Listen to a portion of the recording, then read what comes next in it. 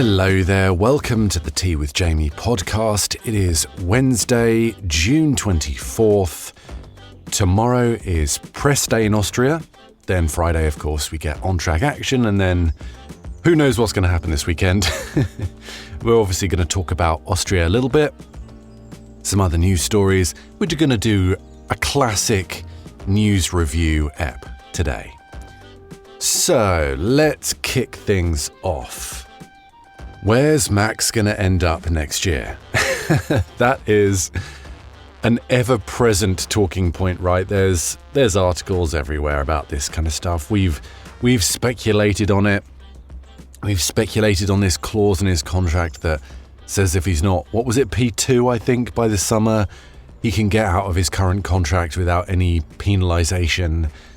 Yeah, more speculation here on Racing News 365. And apparently he's having meetings with the Red Bull team to see what they can offer him. I've heard all kinds of rumours about this, like getting a stake in Racing Bulls as part of his contract. I mean, sure, there's like money on the table. I mean, if he can basically secure his post-racing future in a team, that's got to be appealing, right? If that is indeed an option. You have to say, though, if there wasn't controversy about how there are two teams on the grid owned by essentially the same people and how that's a conflict of interest, throw in there one of the drivers now has a stake in the other teams, one of the other teams. What? How on earth does that work? That's got to be a sporting issue, potentially. If this is all complete conjecture. So who knows? I'm perpetrating a rumor here by even verbalizing it out loud here. But it's all fun. It's all part of the fun. Anyway, there's no real news other than Max is speaking to Red Bull, apparently. And yeah, we'll see. I think there's a very realistic chance that he goes to Mercedes, at the end of the day. So if he stays at Red Bull and they don't make a massive improvement, these are championship winning years that he's potentially sacrificing in order to stick with the team. And if rumours are true that even more people are leaving Red Bull, spread by Ralf Schumacher, who has a lot of opinions, he's suggesting that Paul Monaghan could leave. He's chief engineer at Red Bull. If Paul Monaghan leaves, that adds to Helmut Marko, Jonathan Wheatley, Adrian Newey, Christian Horner. These huge figures at the team, those have actually left. Who knows about Paul Monaghan? If then Max Verstappen leaves, I mean, it's a shell of a team at that point compared to where it was just a few years ago, Anyway, all speculation. Another bit of news for Austria. There's going to be a bunch of driver changes for FP1. This isn't really news. It's a great track to do that. It's not a track that takes a ton of learning, albeit the new cars do need learning at this track, but it's one of the tracks that requires the least amount. It's why they do it in Barcelona. I don't actually know why they do it so much in Mexico. It's a sort of classic opportunity to put drivers in FP1. It is a technical track. There are elements of it that the drivers really need to wrap their heads around. But that's a very common place to do it. Actually, let's speak about Mexico and Austria real quick, because these are tracks that are at altitude. And if you listen to the episode yesterday right at the end, I speculated that may be an issue this weekend. And interestingly, I just read an article on the race, so let's talk about that. Now, of course, cooling with thinner air is more challenging, but also when it comes to the air and combustion, obviously the whole internal combustion engine utilizes oxygen, also the turbo, of course, because the turbo is forcing more oxygenated air into the cylinder for a bigger bang. Now, if there's less oxygen in the air, it means that turbo is going to be less effective. Therefore, potentially more turbo lag and everything sort of expands upon itself. Now, you would think, therefore, that the teams who naturally have a smaller turbo are going to be less affected by this. So we're talking, of course, Ferrari is the prime example here, that everyone's going to be screaming, thinking, Ferrari going to have an advantage. Well, did they use this ADUO to increase the size of their turbo? Or did they go, well, let's actually not do that in Austria because that's going to potentially hurt us in Austria. Let's do that for Silverstone or later in the season. Because, they've got 2 upgrades with the ADUO, Ferrari. So maybe it's going to affect them, maybe it's not. But it's going to affect them all to a greater or lesser degree, both with cooling and with the internal combustion engine side of the power unit. And it always does, but in many ways it should be less than usual because, of course, the combustion engine is a smaller percentage of the overall output this year. Other than the cooling, the electrical side of the power unit shouldn't be affected by altitude at all. And there's much more of that, percentage-wise, in the overall power. So where are we thinking this altitude thing might affect these power units? Well, of course, at the start, where the turbo needs to be spun up and it needs to dump that power from a standstill, that should be slower. But then, again, everyone's in the same boat, albeit more or less affected, depending on how reliant they are on their turbo. Also coming out of slow speed corners, so coming out of 1, coming out of 3, coming out of 4. Those are all classic spots for this to be affected. And maybe mismatch, like I said, across the field. So what the teams can do with turbo lag is they can fill it in with electrical power. But of course, that drains the battery a bit. It costs them energy to do that. So how will they program their power unit? And will that sacrifice them later? If you think about places like turn 1 and turn 3, turn 1 just before it's coming up the hill, if you have a severe lack of power coming out of turn 1 when someone else doesn't, you're a sitting duck going up the hill. The same can be said for turn 4, coming out that tight right-hander in turn 3.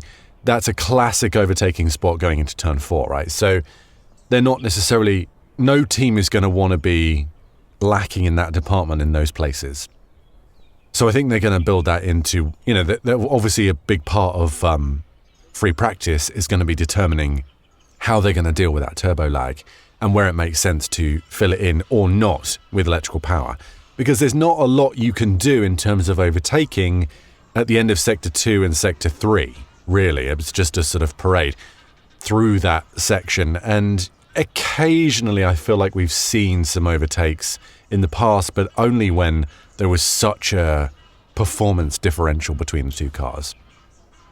So yeah, the altitude is going to be an interesting test for these new power units, and we're going to see what cars are affected by that. So who do we think is going to do well in Austria? Well, don't take my word for it.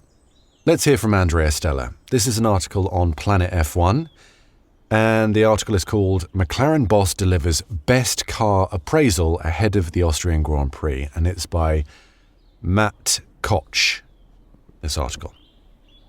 Okay, so I'm going to jump straight to the conclusion.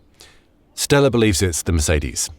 I mean, not a bold suggestion, considering their performance so far this year, but let's hear his explanation for why he thinks that. So comparing Austria to Barcelona, he said, and just so you know, he said this in Barcelona, so the next quote makes sense.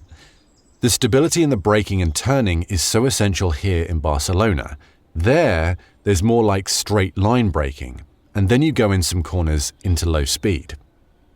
I would expect that Ferrari remains the faster car in the corners, probably Mercedes over a single lap, the best car overall, when the chassis and the power unit are both considered.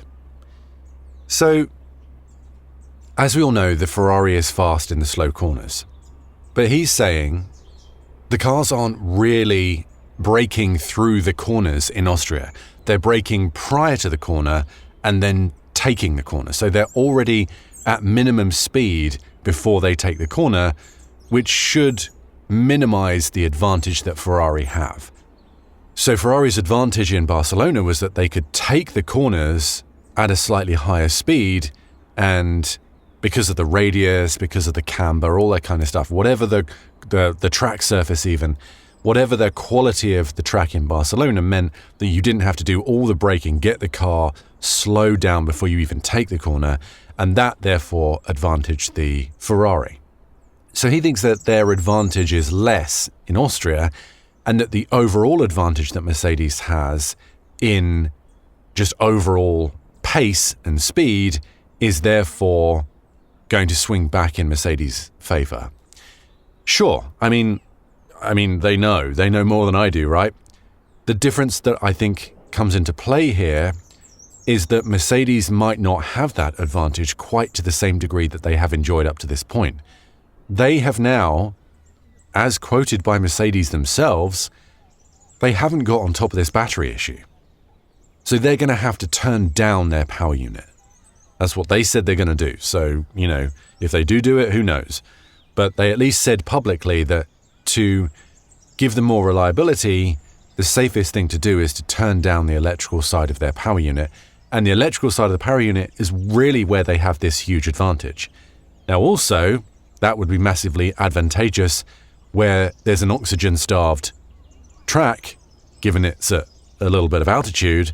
So maybe this actually impacts them more in Austria. I'm putting 2 and 2 together and making 12 here. But maybe this advantages the teams that are a little bit more reliable. And that includes teams like the Alpines, who are sort of in limbo there between the top teams in the midfield. Maybe that brings the pack a little closer to the front guys, It's so hard to predict. Every new race is an adventure this year in 2026 because we don't know how the cars are going to react with these new power units. So, yeah, we can see now the effect of the aero changes, right? That's apparent. They can follow closer. Seems like the degradation's a bit less overall. They're a little more stable over the curbs, although they are overall a bit less stable in general, but they're a little less prone to snapping. All of this stuff is great. We know that, and that's sort of the case wherever they go. However, how do these power units handle the various quirks of these tracks? And therefore, what is the pecking order between the cars? And therefore, what is the reliability? How hard can they push them? All of this stuff is just a constant learning process. So anyway, Stella thinks this is going to advantage the Mercedes, but are the Mercedes going to have to fundamentally change that car or the power unit in order to get to the end of the race? And with this punishing heat, I'm going to be very interested to see if they have to go even more cautious than they otherwise would do to protect the battery with this insane temperature that they're going to have to deal with. Are they going to have to sacrifice some pace with the aero by adding more cooling opportunities? Opening up the bodywork, a bit more in various places just to cool things down more and more. So even with the aero and the baseline car performance, is that going to take a hit? So very interesting to see what happens. But assuming the situation would be the same from Barcelona to Austria, given the track differences, Stella thinks Mercedes has the advantage. Now, he said this in Barcelona, so he didn't necessarily know the temperatures were going to be what they are this weekend. So maybe that's an additional factor that, we need to take into consideration. So anyway, that's what Stella thinks. Regarding them, he basically goes on to say that they're basically looking at their own development and not really paying too much attention to the other teams. Don't buy that for a second. But at least that's what they're telling the press. Of course, the top teams are their benchmark, so why wouldn't they be looking at the other teams? They're constantly looking at, everyone's looking around, seeing what everyone else is doing and how that impacts them and how that contextualizes them. Because obviously, why wouldn't you do that? But they seem to be, I was going to say they seem to be a bit more reliable, but then you had Norris's failure in Canada, Norris's failure in Monaco. Yeah, they did okay in Barcelona, but that's one race. So, let's not hang up the mission accomplished sign too early here with McLaren. So, any positive trend is worth celebrating. But yeah, that was an interesting article there on Racing News 365. All right, so here on Autosport, Roberto Chinchero, an article that says Audi surprises rival as it ran updated F1 engine at Barcelona GP after ADUO verdict. So, apparently, they've already got upgrades to their power unit. They've already done it. They did it in Spain. Which is interesting. Like, are we going to get an official report by the FIA on who gets the ADUO, how many ADUOs, why they're getting the ADUO? Doesn't look like we are, because they've already brought this in. The teams already know it, right? I guess they're just leaving it up to the teams as to whether or not they report whether they have an ADUO or not. There's no official announcement. So we're just going to have to sort of piece it together. But as we know, Red Bull are not going to get any additional upgrade opportunity because they're apparently the benchmark.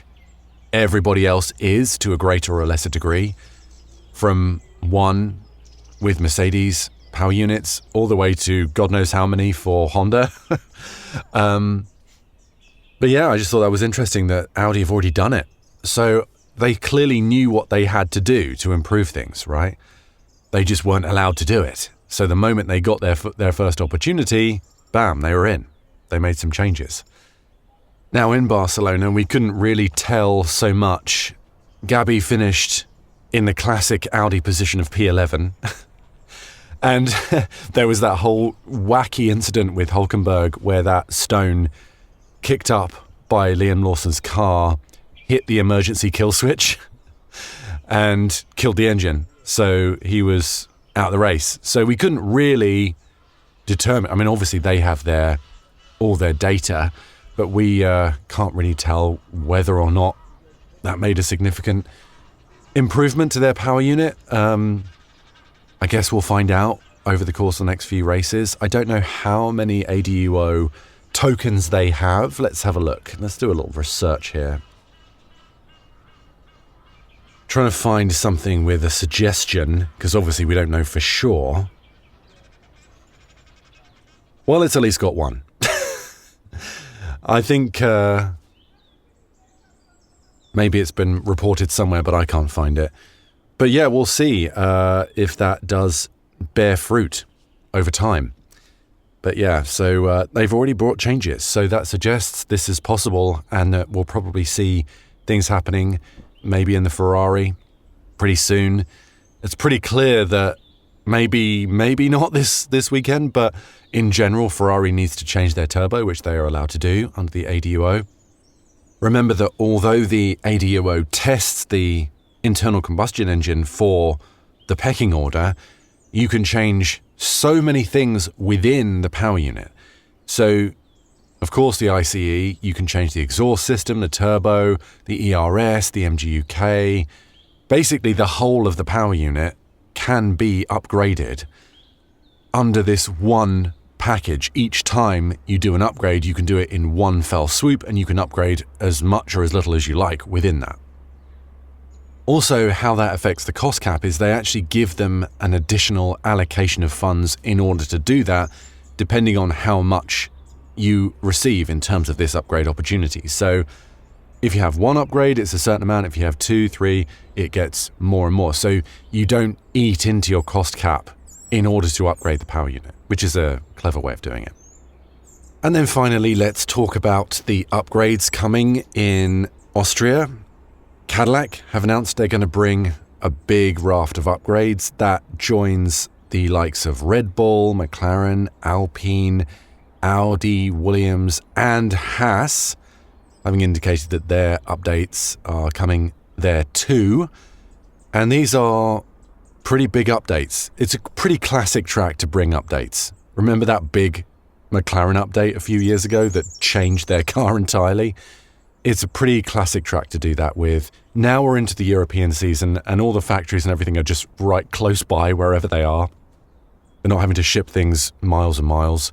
They can test things if things don't work. They have other parts flown in to replace them pretty easily. So, the European season is where the cars really leap forward in performance, assuming the upgrades work.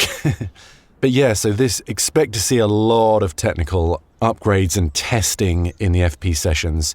So that is the downside, really, of having these development drivers come in for FP1, is that they may well be technically driving in FP1, but they're probably going to be doing some very strict programs, right? Don't expect to see crazy high lap times. Lots of those rigs with the pitot tubes on them, lots of flow vis on the cars to test, the airflow of these new parts and stuff. So yeah, not just the ADUO and the power unit, the actual cars themselves are going to get huge upgrades, so they'll look a little bit different. And we'll see how that all pans out. So yeah, that's pretty much all I have for you today. A little bit all over the place, but that's how it goes with these Jamie flicking through the news episodes. I'm going to have a sip of tea. Tomorrow really will be where a lot of news starts coming in, as everyone shows up in the paddock, press day, lots of interviews, lots of reveals of what the cars have got on them this year at Austria. And so, expect lots of chat, lots of Austria chat tomorrow. And then, of course, we're getting straight into the sessions on Friday. So lots of news, lots of Formula One action coming for you over the next few days. And we wait to see, how these cars do in Austria just in general, but how these cars do in high temperatures. And this is a good little sign for them as to how they're going to cope in places like Austin and Singapore and some of the East races if we get there later in the year. So, and by the way, they're probably going to have to deal with these hot weather protocol situations where it gets above a certain temperature. Don't ask me what that temperature is. The drivers have to wear a cooling vest, and the teams have to supply a whole cooling kit to the driver that they wear. If the driver doesn't want to wear it, the teams will have to add ballast that equals the same weight as the cooling. So unless the drivers really don't like it, they might as well wear it. So, that will help to keep the drivers cool. So, okay, that's it. I hope you have a great day. I will see you tomorrow, and that's all for me. Okay, bye-bye for now.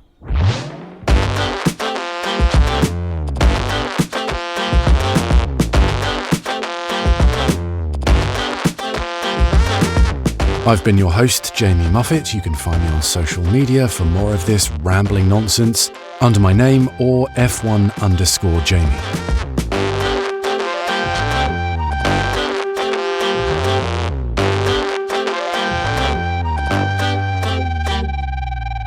This is an RPS audio production.